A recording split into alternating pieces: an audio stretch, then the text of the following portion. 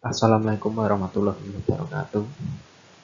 Di sini kami dari kelompok 1 akan mempresentasikan materi tentang dasar-dasar teori peluang.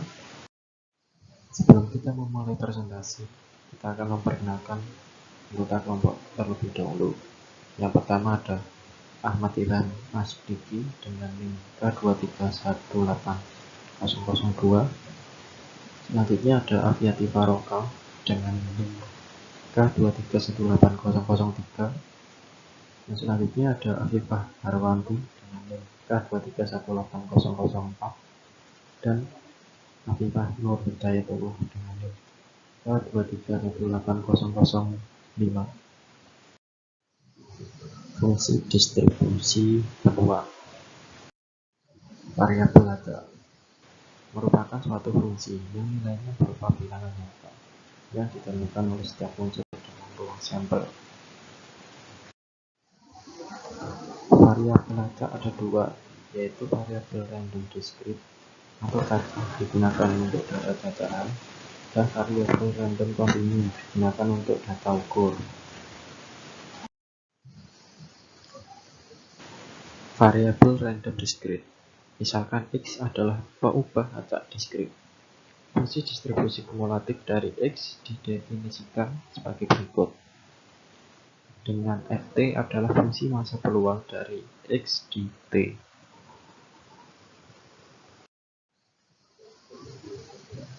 Contoh, misalkan pengubah acak X memiliki Fmp sebagai berikut. Tentukan fungsi distribusi kumulatif dari X. Untuk penyelesaian soal di atas sebagai berikut.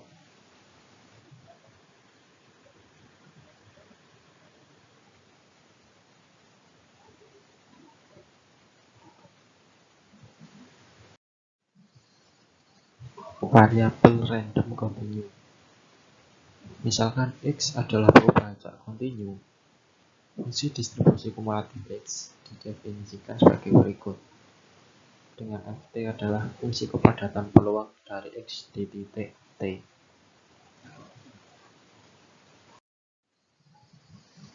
Contoh, misalkan peubah acak X memiliki Fkp sebagai berikut. Tentukan fungsi distribusi kumulatif dari X. Untuk penyelesaian soal di atas sebagai berikut.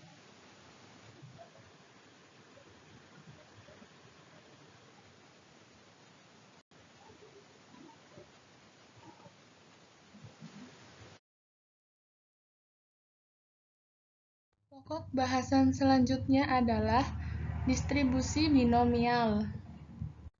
Apa itu distribusi binomial? Distribusi binomial ditemukan oleh seorang ahli matematika berkebangsaan Swiss bernama Jacob Bernoulli. Oleh karena itu, distribusi binomial dikenal juga sebagai distribusi Bernoulli. Distribusi binomial berasal dari percobaan binomial, yaitu suatu proses Bernoulli yang diulang sebanyak n kali dan saling bebas.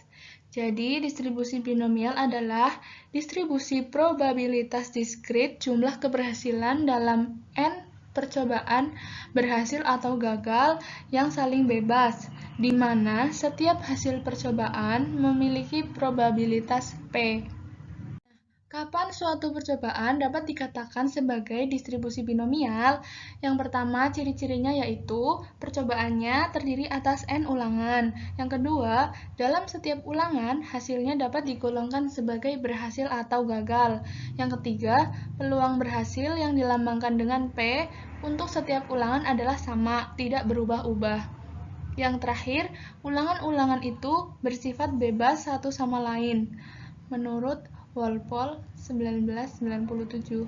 Persamaan yang digunakan dalam menghitung distribusi binomial yaitu fx sama dengan p, x besar sama dengan x kecil sama dengan b, dalam kurung x titik 2 n p sama dengan kombinasi n x, p pangkat x, q pangkat n min x sama dengan n faktorial per x faktorial dalam kurung n min x faktorial kali P pangkat X kali Q pangkat N min X.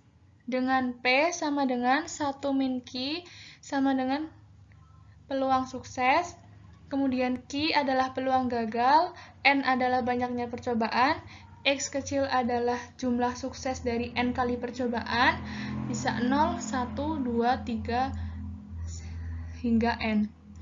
X besar adalah variabel acak.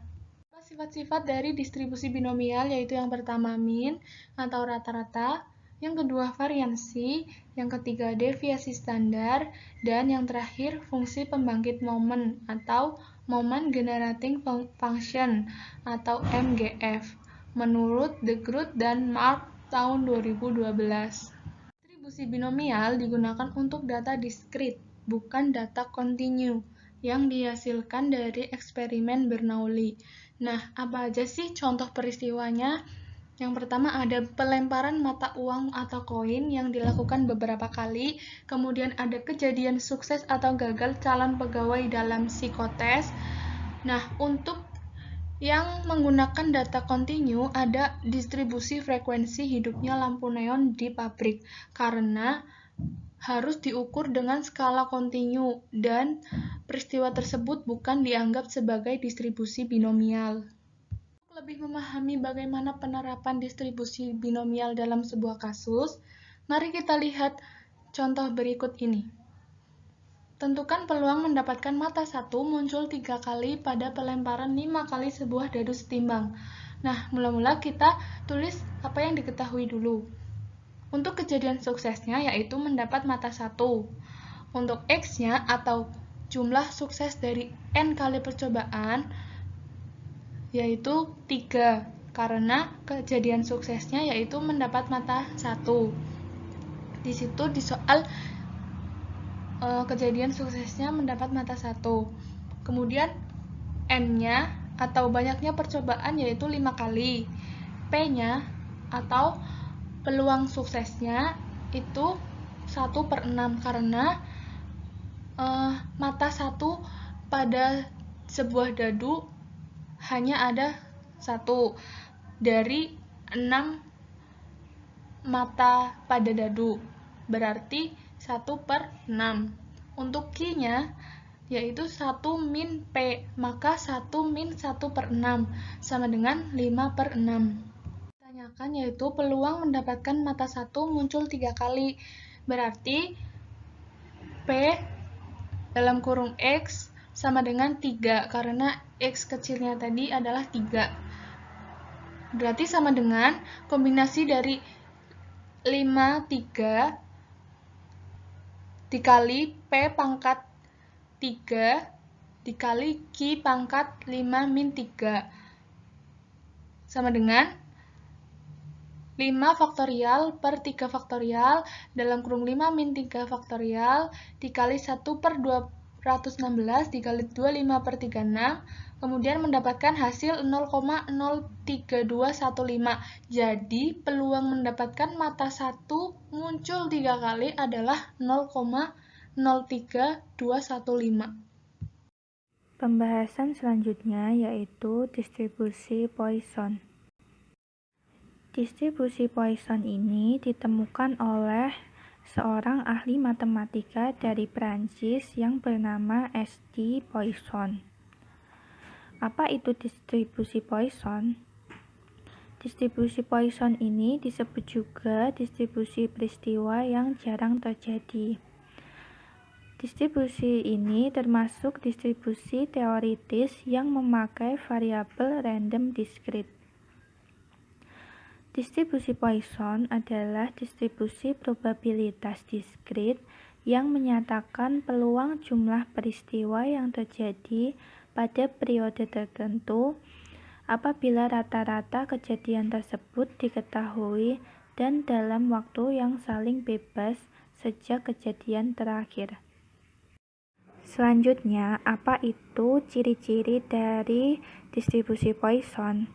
Yang pertama, digunakan pada percobaan binomial jika jumlah percobaannya atau N lebih dari 50 dan P atau peluang terjadinya peristiwa kurang dari 0,1. Yang kedua, percobaannya bersifat random atau acak. Misalnya, kedatangan pasien di rumah sakit, kedatangan mobil di pom bensin, dan kedatangan mahasiswa di perpustakaan. Yang ketiga, percobaannya bersifat independen. Dan yang keempat, variabelnya diskrit. Selanjutnya yaitu syarat terjadinya distribusi Poisson. Distribusi Poisson ini sebenarnya diperoleh dari distribusi binomial. Apabila dalam distribusi binomial tersebut berlaku syarat yang pertama, banyak pengulangan eksperimennya sangat besar, atau N mendekati tak hingga. Yang kedua, peluang terjadinya peristiwa yang ditinjau mendekati 0 atau P mendekati 0. Yang ketiga, yaitu perkalian antara N dan P sama dengan nu, sehingga haruslah P sama dengan nu per N, di mana nu adalah rata-rata keberhasilan, P adalah peluang terjadinya peristiwa, dan N adalah jumlah percobaan. Lalu, apa aja kegunaan dari distribusi Poisson ini? Distribusi Poisson banyak digunakan dalam hal menghitung probabilitas terjadinya peristiwa menurut satuan waktu, ruang atau isi, luas, panjang tertentu, seperti menghitung probabilitas dari banyaknya pengguna telepon per menit atau banyaknya mobil yang lewat selama 5 menit di suatu ruas jalan, banyaknya bakteri dalam 1 tetes atau 1 liter air, banyaknya kesalahan ketik per halaman sebuah buku, dan banyaknya kecelakaan mobil di jalan tol selama minggu pertama bulan Oktober. Selanjutnya yaitu persamaan dari peluang distribusi Poisson ini, yaitu P sama dengan E pangkat minus nu kali nu pangkat X per X faktorial, di mana E dinyatakan sebagai angka 2,71828 dan nu adalah rata-rata keberhasilan, di mana nu adalah N kali P kecil. P kecil adalah probabilitas kelas sukses, dan N adalah jumlah atau ukuran populasi, dan X adalah banyaknya unsur berhasil dalam sampel. Selanjutnya kita masuk ke contoh soal. 200 penumpang telah memesan tiket untuk sebuah penerbangan luar negeri. Jika probabilitas penumpang yang telah mempunyai tiket tidak akan datang adalah 0,01, maka berapakah peluang ada 3 orang yang tidak datang? Dari soal tersebut dapat diketahui N atau jumlah populasi yaitu 200 orang penumpang, P kecil 0,01 dan X adalah 3. Dari ketiga yang diketahui tersebut, maka dapat dicari nu atau rata-rata keberhasilan, yaitu N kali P sama dengan 200 kali 0,01 sehingga didapatkan 2. Sehingga dari rumus peluang distribusi Poisson didapatkan peluang ada 3 orang yang tidak akan datang, yaitu 0,1804.